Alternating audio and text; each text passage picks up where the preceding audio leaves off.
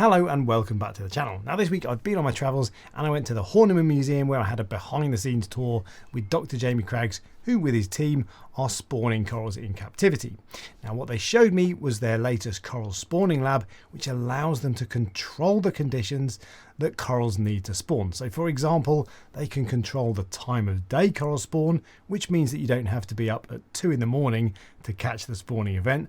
And equally as impressive, they can also control the time of year, so you don't have to wait for the one night of the year that corals spawn. And actually they can use this technology to create multiple spawning events throughout the year. Now after the behind the scenes tour, I met with Dr Jamie Craggs and Nick Bridel, the COO of Tropical Marine Centre, who showed me around the latest coral spawning lab and taught me through how it works. Now a coral spawning lab like this has many applications, primarily coral reef restoration and research. For example, it allows scientists to understand more about what makes corals heat resistant. However, from a completely selfish view, there is also a commercial element to this, and I was interested to see how this might affect the future of the saltwater aquarium hobby. So now what I'm going to do is show you my conversation with Nick and Jamie, and they will show you how all of this works. Excellent. Well, I'm here with Nick and Jamie. Jamie, thanks for joining me. And you're going to tell us about this coral spawning system. So what is it? How does it work? Tell us all about it. No problem. Biosystems is the commercial division of Tropical Marine Centre, and we've been operating for many years, supplying commercial filtration systems, lighting systems for various different applications, from retail to aquaculture to agri-sector. We've also been collaborating with Dr Jamie Craggs and Professor Michael Sweet from Derby University for a long time with animals and animal sourcing through Tropical Marine Centre. We're delighted to be partnering with Coral Spawning Lab with Biosystems to manufacture the Coral Spawning Lab spawning system. So here what we have is two systems. One of them is the Broodstock system, and the other one is the settlement system. And on our Broodstock spawning system over here, if we pull this down, you can see that it's a completely self-contained system. So with Biosystems, we always look to try and manufacture plug-and-play systems so that they can be created, shipped around the world, unpacked, easily unpacked, and then it's a plug-and-play solution when it gets to source. So the Broodstock system has everything you need to be able to spawn corals from wherever in the world you are, and you're able to then program it for seasonal lighting, lunar lighting, flow, temperature, seasonal temperature variations to be able to then and the whole point is you've got the door so you can completely block it off, so there's no external light. You control all the parameters that you need for spawning. And absolutely. So the whole idea is that this is in case there's also another canopy which comes on the side of this, so that we make sure that there's no light spill. And the brief from Jamie is make this completely light proof. So when the doors are closed, it recesses so that there's absolutely no light in there. The only light that the animals get is whatever we're giving them. Yeah, okay. It's a complete plug-and-play system. So you've got the Broodstock holding tank. It's obviously prepped for shipping, so it's got plastics to stop it from getting scratched. Underneath, you can see there's a sump which has got the mechanical filtration, protein skimming, pumps, heaters, chiller. The UV sterilizer as well. We've got one of our photocatalytic Titan UVs on there as well to aid in sterilization. All the pumps are DC pumps, so again they focus on low energy controllability, can control flow. We've got the Reef Pump 16,000s in there for flow, so again we can control flow depending on the species. And then we have all the controls around the side with the dosing systems, dosing containers, chillers. Everything's incorporated, and as you say, it'll be effectively shipped as you see it. And these are the control systems that allow you to set the lighting schedules and everything basically. Yeah, it's probably good to bring Jamie in on that side of it. Yeah, I mean, I suppose first to pick up on as well is some material changes that we've made. This is the Mark 6 version, so the first few versions were designed and built at the Horniman, where we pioneered the technique of spawning it. We've gone through iterations over, but based on feedback from clients, what they wanted to have. Also some issues with acrylic being too brittle if you're shipping it. So these are made out of polypropylene. It's kind of a standard material used in public aquariums. It's bulletproof. You can throw this thing down the stairs. It's not gonna break. Everything's now made out of white material as well to get as much reflected light up as possible to maximize the output of the radions, so that you're really creating light coming up from underneath, allowing the zooxanthellae on the underside of the colony to grow. This system is going out to the Indian Ocean. It's being used for a coral restoration program. In that scenario, it makes sense to have this as a semi-open system, so rather than a closed system. So we'll be pumping in water from the Indian Ocean, but at a very slow flow rate. So we're not pumping in thousands of litres in an hour. It's probably looking at a turnover a couple of times a day. Okay. That's enough to maintain all the water chemistry, but also simplify the system. And so in the sump, there's an overflow, there's an inlet coming in, constant trickle of flow through. And we do it as a slow flow through because we don't want it to be so fast that we can't control the temperature range. I was going to ask about temperature. So that doesn't crash your temperature. Exactly that. Yeah. Because you can control it. We've learned how to develop this through projects that we've run out in the likes of Qatar, where we've actually phase shifted and made out of season spawning. So even though you're pumping really hot water in the middle of the summer, by having a very slow flow through, we can still completely reverse the spawning cycle and have, in the middle of the Qatari summer, a system in the middle of their winter, so you flip the whole thing on its head and get out of season spawning. But so having that very slow flow through maintains that water chemistry, but still allows you to manipulate those temperature regimes. Because you've got the chiller down there as well, so that's what controls the heat.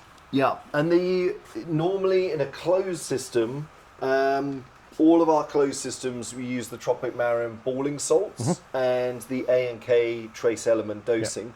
So on a closed system, there would be actually 6 peristaltic pumps. You would have then 5 containers for your 3-part balling salts, 2-part A and K, and then Kaltwasser is on the 6th one. On this system, we've got Kaltwasser still. So even though you're replacing the water with ocean water, you're still monitoring the elements or managing the elements yourself. We'll increase that pH a little bit. We can accelerate growth. If we keep that pH a little bit higher, it really improves the health of the colony when they're in the land-based system. And then we've kept a couple of dosing pumps on here and some containers because we'll be looking at phytoplankton dosing and things like that as a food source as well. So we've added or kept that in this design. So now as we walk around here, this is the sort of the other side of it. So the corals are spawned in that system. Then we have our high capacity settlement, embryo rearing settlement system. So we've got 2 racks. Within these racks are 10 settlement tubs, and in each one of these settlement tubs has a settlement tray which can take 216 of our uniquely designed settlement plugs. So we've designed these plugs to optimize settlement of the coral. So each one has these small pits, a bit like a golf ball, and each one of those pits is perfect for a larvae to settle and an individual primary polyp to grow in each one. And so these plugs, or these trays, can take 216 of those settlement plugs. We have 10 settlement 10 settlement trays per rack, so we've got 2,160 plugs in any one time could be used for settlement. So that's how many polyps you can grow at one time? No, that's how many plugs. So each plug, on average, you can probably get, we generally find 5 recruits or spat will settle per plug on average. Some will have 1, some will have 20. You find that there's an optimum as well, isn't there? Too many is not so good, too little is not so good in terms of productivity. Yeah, the density of settlement is really critical. And so the density of how many embryos you want to rear in each tank, how much you want settling, that is really critical to long-term success. You oversettle, you actually end up with less if you oversettle. If you undersettle, obviously there's not enough. So there's a sweet spot of productivity. Some modifications. So you can also spawn LPS in these. So we've designed this tub to do the whole process. If you put your LPS corals in, we've got 2 manifolds here. We've got water and air. So you can put each tub on a flow through. Your LPS are contained within here. When they spawn, the fertilization happens automatically within the tub. So at the time you wouldn't have this settlement component in. You would just have your LPS in. They're contained. They're spawning. The water level is designed to sit just below the nozzle. Yep. And the idea of this nozzle is we're using air to drive the embryo rearing mechanism. And this inspiration came from rearing some corals out in the Caribbean and seeing surface movement as a result of air, the wind blowing over the surface of the containers. Really? Okay. So we've modified the design because we can actually, flow dynamics in embryos are really tricky. If you use water, it's very easy to create harsh shearing forces which damage the embryos. So by using air, we can create a much higher movement of water, but do it in a very gentle manner, really. Yeah. So you would have your spawning, your embryos would be developing in this same container. Okay. You would then add your settlement media, 216 of those unique plugs. We then drive an airflow through a central container, a central pipe. So you are then getting bubbling, that's creating mixing, and that helps induce the settlement. Oh, really? So that's not for oxygenation, that's just for settlement? It does both, really. Right, okay. Yeah, it's producing some level of oxygenation. You're still going to have a very trickle flow through of water coming through. Yeah. So you're getting your oxygen coming through. You're also getting diffusion coming through the mesh as well. Okay. So these, while they look like a tub, a lot of thought has just gone into the exact design of that tub to make sure that that works. Yeah. Worth bringing this in then? Yeah, do you want to then pick up? That's all right. So, imagine we've had our spawning, either our LPS spawning in here, or we've spawned other species in the broodstock. We've reared those. We've got 10 tubs, 216 plugs per tub. We've got 2,000 of them. Our next stage is then we bring them onto our maternity tray. Yep. And these maternity trays have been designed to take the same number of plugs as our settlement trays. Okay. So 216. We've designed these as square because it's far more efficient use of space rather than the traditional round plugs. Okay. We also, at the settlement stage, there's very, very small amount of gap in between. Yep. So that there's maximum surface area contact for the settlement to take place. Okay. These have a rubber gasket. These are designed from the TMC little frag plug shipping. Portafrags, yeah. So they'll grip on. So they grip on. And then we put these handles on because these would then be incorporated into our unique V-shaped raceways, which would be the grow out components.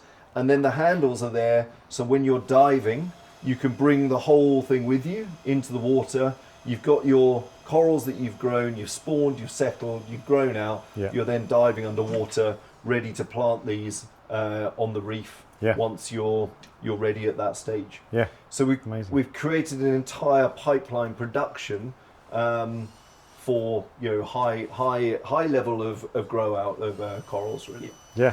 I think there's obviously a couple of different purposes that you could use this for. One is obviously for reef restoration purposes, and the other is obviously there's a huge amount of scientific research going on, which is where it all sort of started from. And linked to this, there's other systems that we design and manufacture for thermal stress systems. So those will be replicates where you have individual little tanks, each temperature controlled with your own turnover flow rates, so that you can then start to do spawning of specific species and specific parent colonies, which you can go and select for thermal stress tolerances. So as in you increase the temperature, and the ones that survive, they're stronger. So or you can go to natural reef areas where there have been bleaching events. Right. Okay. Look for animals that have survived that, and there must be something about those animals that has predisposed them to surviving those higher thermal tolerances. So having the ability to then use a system like this where you're not doing it in situ in the sea, you can go dive, and there's mechanisms where you can go dive and get collectors to collect eggs and sperm, fertilize it. It's costly. You've got to fly to other areas of the world. You've got to time it right. If you've missed your night, you've missed your opportunity. So by using systems like this, you can select your timings. You can have multiple spawnings as well, having phase shifted so that it's in our time, not in Fiji time. So this is not once a year. This is how many times a year can you get them? Well, Jamie will have lots of experience on different species. Yeah, so depends on the species, depends on the region in the world. So all of this is going out to the Seychelles. Yeah. We think in the Seychelles there should be at least 6 months of spawning if you choose the right species. So the idea of this system is going to be a conveyor belt of production.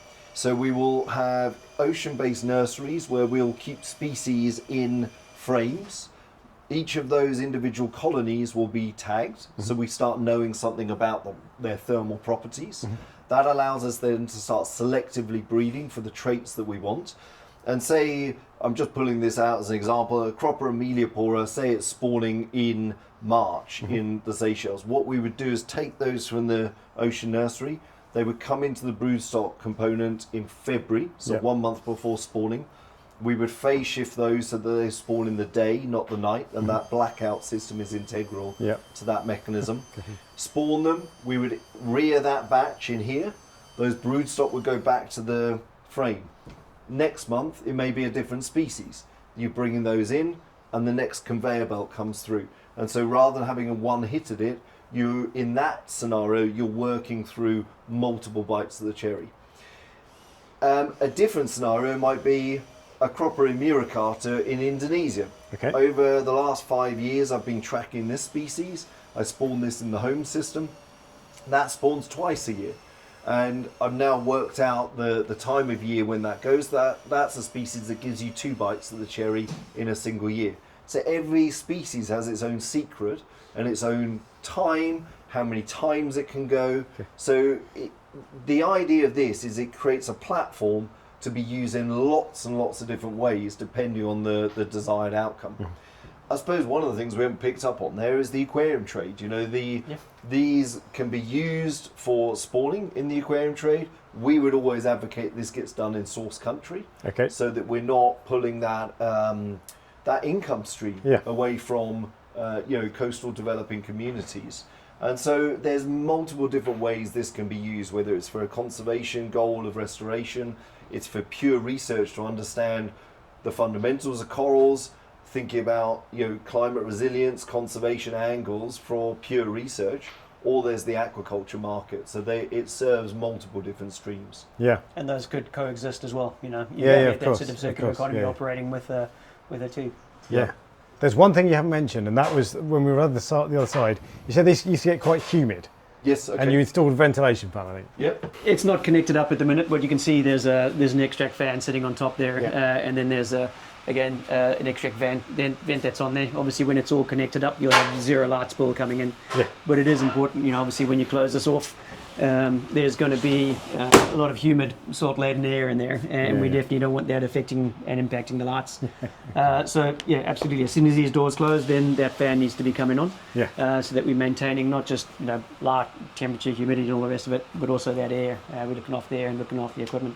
And each stage of this has been iterations, improvements in the original method and the original system design. So like I say, this is the Mark 6 version.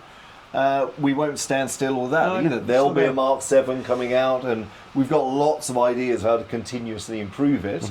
But this is proven. We've spawned, I think, 57 species in every ocean not every ocean on the planet, but all tropical seas have had successful spawning using this methodology. So we know it works really well. And we're just keen to push it out to as many different places, particularly where there's a conservation angle. We're losing reefs. We need as many tools to support the recovery as we can. The point of a lot of this is that you can replant corals and regrow the reefs. I would say, I think over 80 systems have been sent around the world to, I think, 14, 15 countries. Probably half of those are used for pure research to understand coral reproduction at a better level, and whether that is from gene editing work to understand which genes are responsible for thermal resilience, or aquaculture, and thinking around those outputs. And then the other half will be used for pure restoration. So where you're spawning corals, you're trying to create genetically diverse juveniles for planting out. So every spawning event will produce tens of thousands of eggs. Yeah. You get high fertilization, high numbers of larvae. Every single one of those larvae is genetically distinct and unique. And it just stands to logic that some of those individuals will be more thermally tolerant than others. And so rather than using an asexual fragmentation approach where you're limiting that genetic diversity, we're trying to increase that genetic diversity and increasing the sort of long-term chances of success of a restoration program having the outcome that we want. Yeah, amazing. Yeah. Okay. It's been a lot of fun. It's still a lot to do. It's a journey. Yeah, it is, and it's constantly evolving. So it's also very rewarding to be able to work in an area where you're able to sort of have impact, both in terms of scientific progress and in terms of reef restoration. So it's a good news story. So that is the first part of the lab then, where corals are brought in to be used as broodstock and then spawned on the other side. After the spawning though, you need a separate location to settle and grow out the corals to full size, and that's what we're going to take a look at now. The idea is you've done your settlement, you've brought them onto these maternity trays, carrying 216 plugs per maternity tray, and then we have the V-shape raceway system. It's a expandable modular design, and so you can build it to whatever space is available. Each one of these maternity trays, or each 2 meter length of V-shape raceway, can hold 10 of these maternity trays.